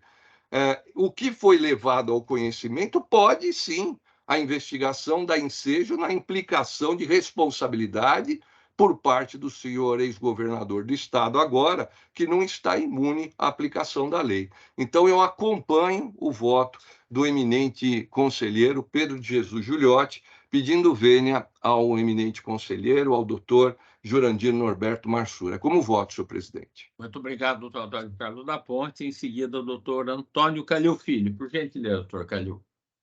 Pois não, eu acho que como a matéria vai retornar para exame da Promotoria do Patrimônio Público, inclusive com esses documentos, eu entendo que pode sim ser analisado. Então, eu peço vênia ao relator e vou votar com a divergência, vou votar com o doutor Jurandir. Muito obrigado, doutor Calil. Por gentileza, doutora Tatiana Vigiane Bicudo, por gentileza. Eu também ouvi atentamente as discussões, já tinha ouvido a exposição do voto do doutor Giuliotti, agora o voto divergente do doutor Jurandir, e na mesma esteira do que foi falado pelo doutor Calil, pelo doutor Maltauri, eu também entendo que esses documentos podem sim ser analisados pela Promotoria do Patrimônio Público, e nesse sentido peço vênia ao relator e voto com a divergência. Muito obrigado, doutora Tatiana. Por gentileza, doutor José Carlos Mascari Bonilha, por gentileza. Senhor presidente, eu só gostaria de lembrar que a questão central não é se pode ou não a Promotoria de Patrimônio Público Social examinar os documentos que foram juntados posteriormente ao primeiro indeferimento. Esse não é o ponto nevrálgico da questão. O ponto nevrálgico da questão é a falta de atribuição do Procurador-Geral em decidir pelo indeferimento da notícia de fato quando o senhor Rodrigo Garcia não mais ostentava o cargo de governador do Estado. Portanto, é preciso que tenhamos absoluta clareza em relação a esse tema e ao seu ponto fulcral. Eu acompanho em gênero, número e grau o brilhante voto lançado pelo conselheiro relator, Dr. Pedro de Jesus Giuliotti. Muito obrigado. Muito obrigado, doutor Bonilha. Por gentileza, doutor Saad Maslum. Obrigado, senhor presidente. Eu reitero aí as minhas considerações, colocando o risco de depois se perquirir, se debater se esses documentos novos poderiam ou não ser analisados pela promotoria, conforme foi colocado pelo doutor Calil, pela doutora Tatiana. Eu acho importante até constar esse fato das notas taquigráficas, se por acaso vitorioso o voto divergente, para que a promotoria tenha a tranquilidade, então, de analisar também esses documentos. De toda forma, fica esse ponto colocado pelo doutor Bonilha, né? bem destacado aí. A Procuradoria-Geral já não tinha mais atribuições, né? E isso é pacífico, né? Ela analisou e não poderia, isso todo mundo concorda, não era mais governador. Ele poderia simplesmente dizer esses documentos serão analisados pela promotoria, ficando mantida pelos documentos, informações até então juntados, a decisão anterior tal, e assim. Era só isso, né? Mas não o fez. Analisou, desculpe, doutor Calil, não estou falando bobagem, não entendi corretamente, ou... Perdão, eu estou perguntando se tem algum elemento nesses... Eu não vi os documentos. Se tem algum elemento nesses... Em primeiro lugar, não estão interrompendo o senhor. Eu estava aqui pedindo o seu esclarecimento, eu posso estar falando alguma bobagem. Dos documentos, é isso. Pois não. E acho que tem que ser analisado, sim. É nesse sentido. Mas mil perdões, em momento algum eu quis obstar a fala do senhor e nem fazer qualquer observação. Estava aqui conversando com a doutora. Não, é que eu estava aqui olhando para Vossa Excelência e Vossa Excelência, pelos gestos aqui, eu falei, será que eu estou falando alguma bobagem aqui? Mil perdões se parecer.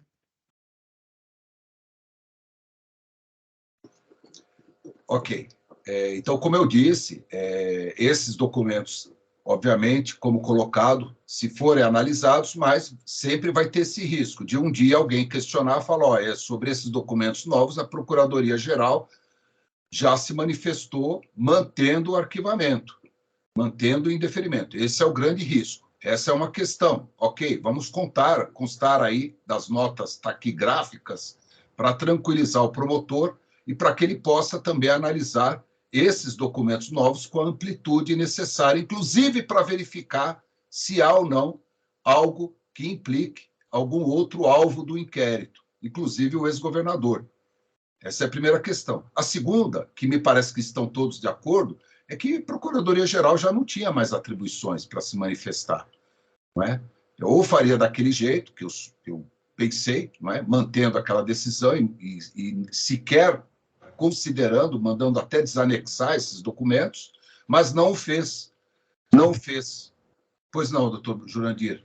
Então, na verdade, foi isso que aconteceu. Eu vou até ler a petição, a decisão ao qual nós estamos nos referindo. Ela diz o seguinte, ó, veio aos autos petição da Ercan Construtora Limitada, NASP Engenharia Construtora Limitada e Construnan Engenharia Construtora Limitada, na qual, apontando a inexistência de atos ímprobos, na verdade, essa petição é aquela dirigida ao José Carlos Blattila, requereram o arquivamento do protocolado. Né? A questão já foi apreciada. Mantenho, pois, o indeferimento da notícia de fato, uma vez que os documentos trazidos aos autos não acrescentam informação que alterem a convicção formada no sentido de indeferimento da representação. Ou seja, a representação feita em relação ao Rodrigo Garcia. Pois é, ele analisou o mérito e nem estava dirigido a ele. Nem estava dirigido, o que torna mais grave, nem estava dirigido ao procurador. Mas essa decisão é nula, então. Ela é simplesmente nula. Então, que nós anulemos aqui, né, em preliminar, que se torne nula essa decisão e se aprecie a primeira decisão. Né? Mas, veja, ele apreciou, ele falou, não traz qualquer ato de improbidade, não cabia a ele dizer isso. Não traz elementos novos, né? Não traz elementos, não cabia... Relacionados a este caso. Sim, doutor Jurandir, mas não exatamente o que eu estou dizendo, não cabia ao procurador-geral fazer essa avaliação, se traz ou não elementos novos. Isso é atribuição do promotor, da promotoria. Não era atribuição dele. Não era, mas ele disse que não há elementos que acrescentem. Ele disse, não poderia dizer, mas disse. Amanhã, se o promotor achar elementos aqui nesses novos documentos, eu até acredito que não tem nada. Mas veja só a situação. Se a promotoria encontrar elementos aqui, não vai poder fazer nada, porque o procurador-geral já disse que não tem. Então, assim, sempre, doutor Jurandir, Vossa Excelência sabe o grande respeito, a admiração que teve Vossa Excelência, mas pelo que eu compreendi, eu vou, com todo respeito, seguir aí o voto do doutor Giuliotti. Muito obrigado. Muito obrigado, doutor Saad. Por gentileza, doutor Motauri, Ciochetti de Souza, nosso eminente corregedor.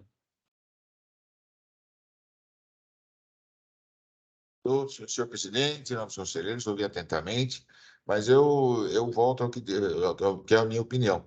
Ou seja, a decisão original foi tomada à época em que o procurador-geral exercia a sua atribuição. Figura de pedido de reconsideração não tem forma sacramental, não tem forma jurídica, não gera uma nova decisão. Apenas vem, no caso, mantida anterior, a reafirmar a evidência daquela anteriormente lançada. E foi lançado no oportuno tempo pelo Procurador-Geral de Justiça, senhor presidente. Por essas circunstâncias é que eu acompanho a divergência com todo respeito, né, aos eminentes colegas que não perfilham, e ao eminente relator, que não perfilham desse entendimento, senhor presidente. Muito obrigado, doutor Motauri. Eu vou me manifestar, vou votar.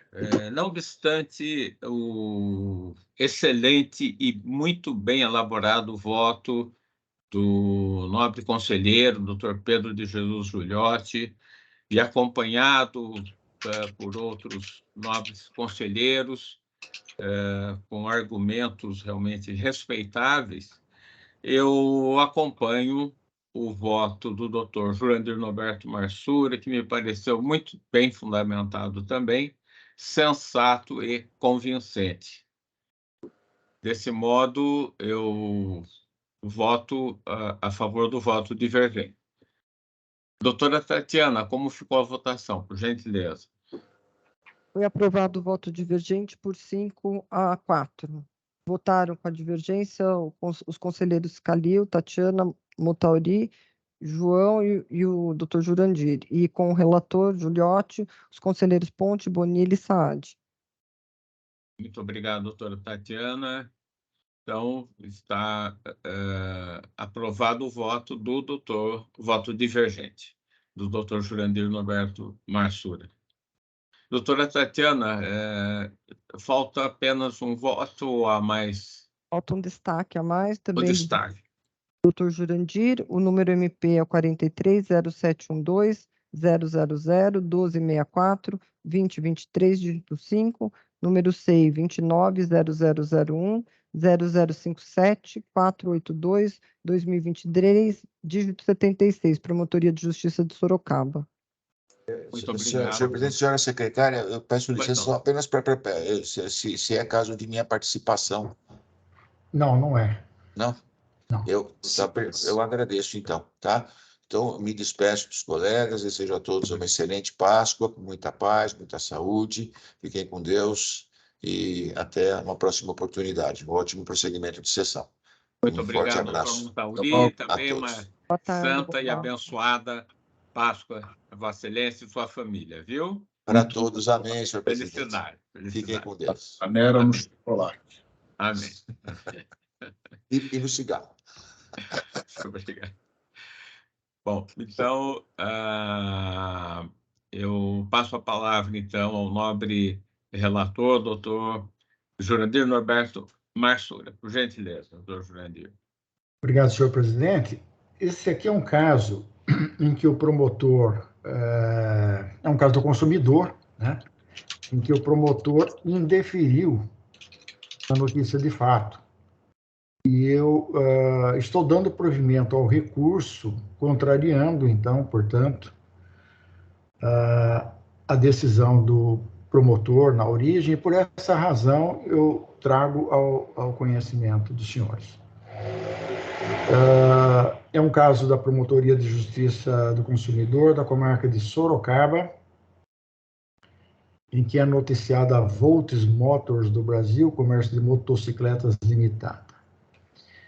Trata-se de notícia de fato apresentada por Everton do Nascimento Siqueira, relatando que a empresa Volts Motors do Brasil, comércio de motocicletas limitada, vende motocicletas elétricas, porém, a assistência técnica é precária e desumana, porquanto demoram dias, semanas ou até meses para responder às dúvidas ou abrir autorização para assistência técnica.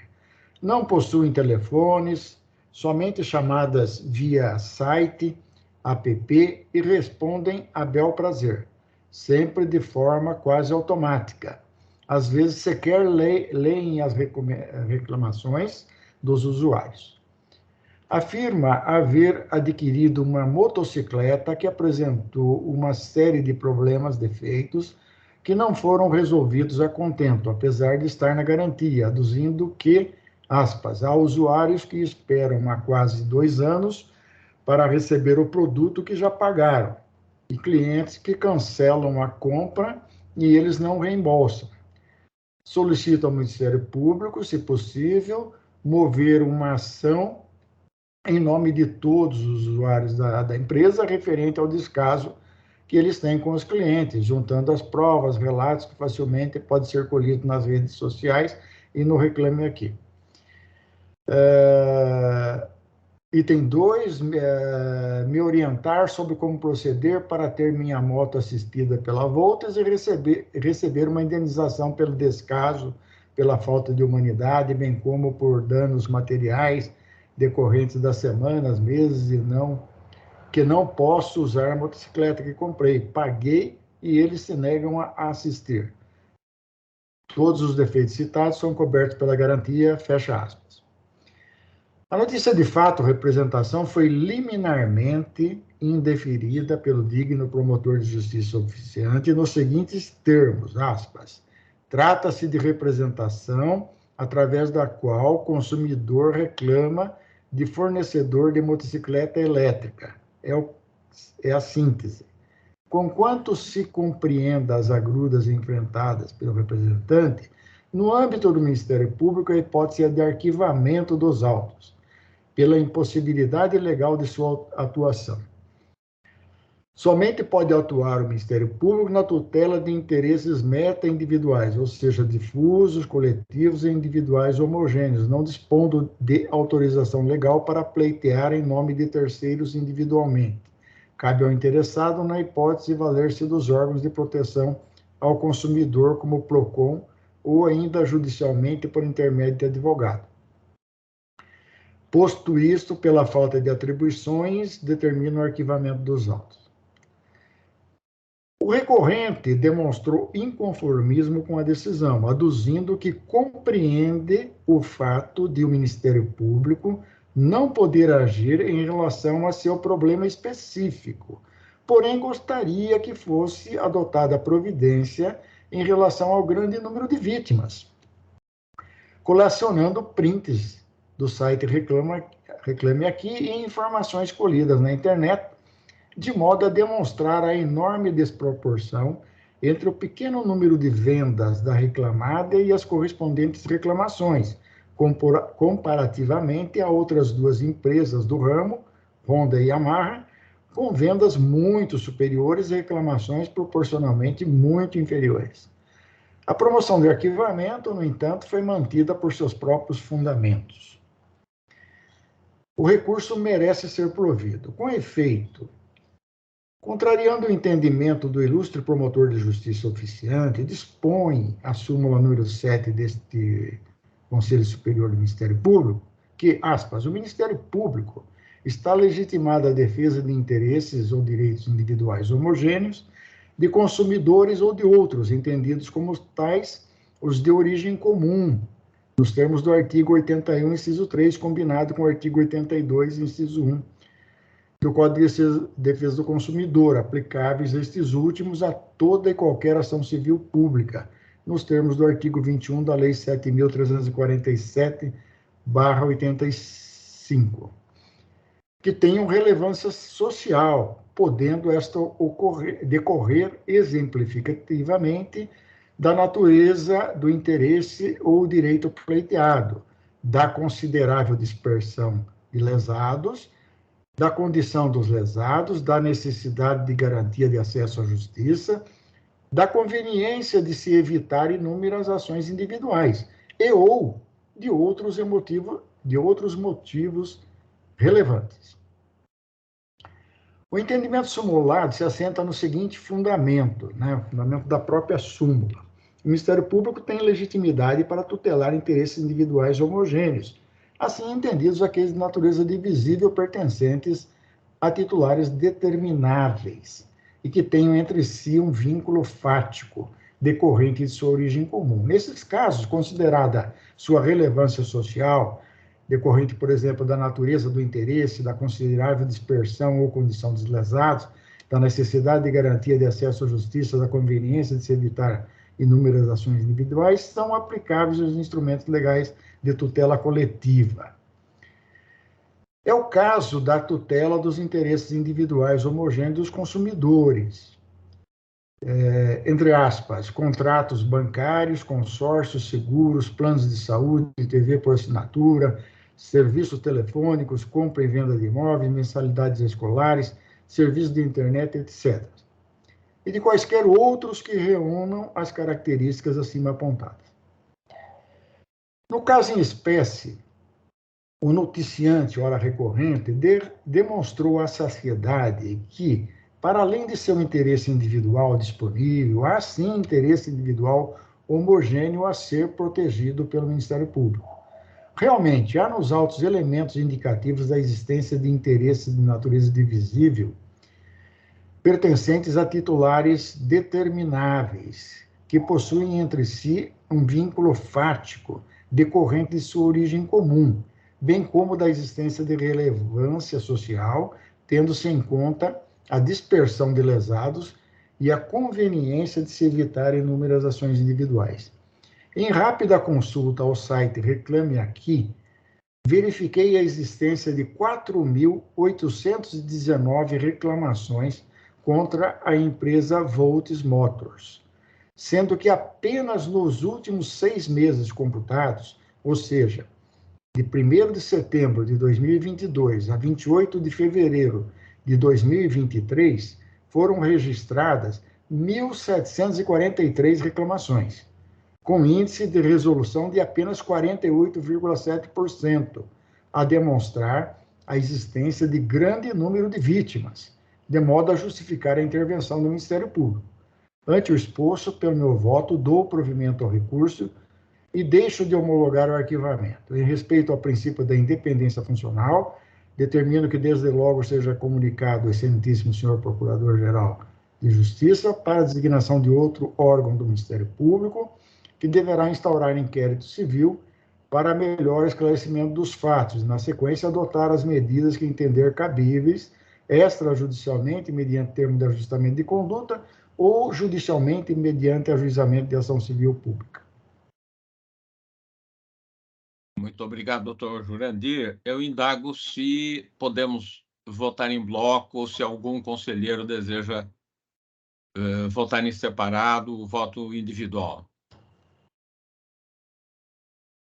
Olha, eu acho que podemos votar em bloco, mas eu faço questão aí de parabenizar o doutor Jurandir Marsura, um excelente voto, bastante fundamentado, substancioso, como, aliás, é sempre de seu feitio. Então, já adianto meu voto, sigo, acompanho o relator e, mais uma vez, parabenizo o doutor Marsura. Parabéns, doutor Marsura. Obrigado. Muito obrigado, doutor Saad. Eu, então,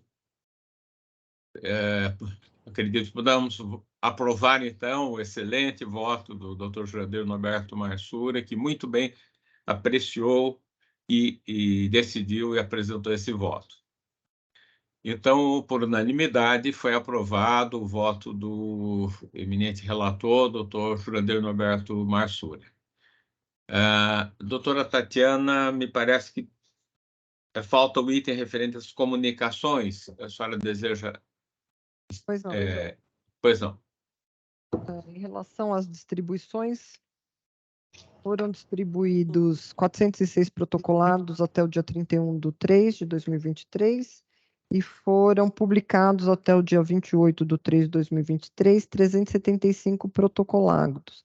Na semana que vem, tendo em vista que quinta é ponto facultativo e sexta é feriado, não há tempo hábil para as publicações, motivo pelo qual não haverá reunião na próxima terça-feira. Muito obrigado, doutora Tatiana. Então, não havendo mais julgamentos, podemos encerrar a sessão, anunciando que todos os votos dos relatores foram aprovados pelo Pleno e pelas turmas, estando os julgamentos à disposição no sistema do Conselho. Agradeço a presença de todos, desejando uma excelente e abençoada Páscoa, com muita saúde e muita alegria. Tá bem? Muito obrigado. Boa Semana Santa a todos. Amém, amém. Feliz Obrigado. Páscoa a todos. Tchau, tchau. Obrigado. Obrigado. Um abraço. Tarde. Opa! Olha, só para esclarecer, eu estava com o microfone desligado e não estava te interrompendo. Estava conversando aqui com a Tatiana. Então, se pareceu que em algum momento eu quis fazer alguma observação, alguma correção, você, por favor, jamais agir dessa forma. É que eu esqueci a câmera ligada. Não, é que eu vi você como se estivesse levantando a mão, mas eu também não fiz. Não, eu não levantei a mão, eu estava conversando. Por espírito desligado. Mas se você achou que eu estava, por favor, não, eu achei que você estava levantando a mão mesmo para falar, porque eu não me lembro. Eu sou promotor de júri. Eu gesticulo, entendeu? É igual italiano. Eu sou promotor de júri, eu gosto de ser interrompido, o Jurandir também me interrompeu. Mas quando eu quiser interromper, eu ligo o microfone, pode ficar tranquilo. Não tem problema nenhum, pode me interromper quanto quiser. É que eu eu só aproveitei a deixa, viu? Eu acredito que já havia interrompido Não tem problema nenhum, eu sou do debate, eu não tenho problema nenhum, Calil, pelo amor de Deus. É que eu vi você assim, eu achei que você estava querendo falar alguma